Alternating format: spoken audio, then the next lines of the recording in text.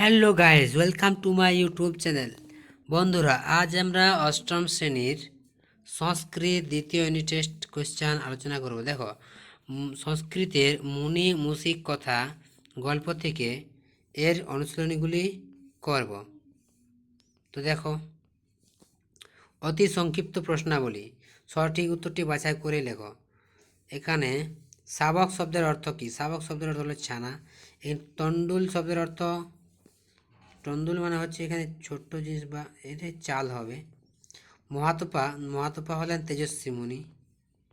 এরপর দেখো পরের কোশ্চেনগুলো। ভয়ে কাঁপতে থাকে কে? ভয়ে কে কাঁপতে থাকে?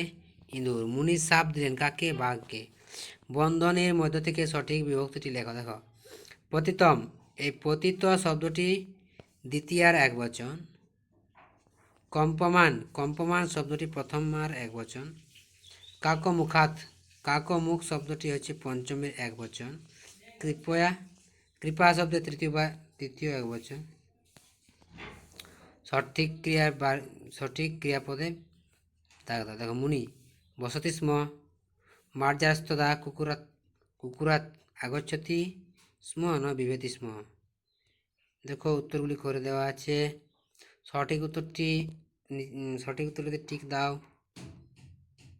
শূন্যস্থান পূরণ করো, অর্থ লেখো।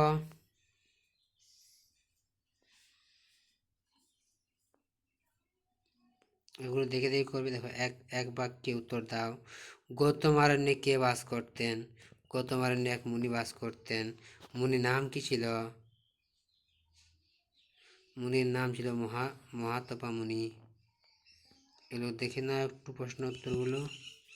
এরপর যে আমরা পরের পাতায় দেখো, এখানে চেনগুলো সন্ধি বিচ্ছেদ করো। নিচে ক্রিয়াপদগুলি ভবিষ্যৎকালে পরিবর্তন করো। সংস্কৃতে বাক্য গঠন করো। সংস্কৃতে অনুবাদ, সংস্কৃতে উত্তর দাও। এগুলি হলো রচনাধারী প্রশ্ন এবং বাংলায় অনুবাদ করো। তো বন্ধুরা, এই ছিল তোমাদের অষ্টম শ্রেণীর সংস্কৃত সাজেশন। ভিডিওটি ভালো লাগলে অবশ্যই লাইক শেয়ার কমেন্ট করে জানাবে।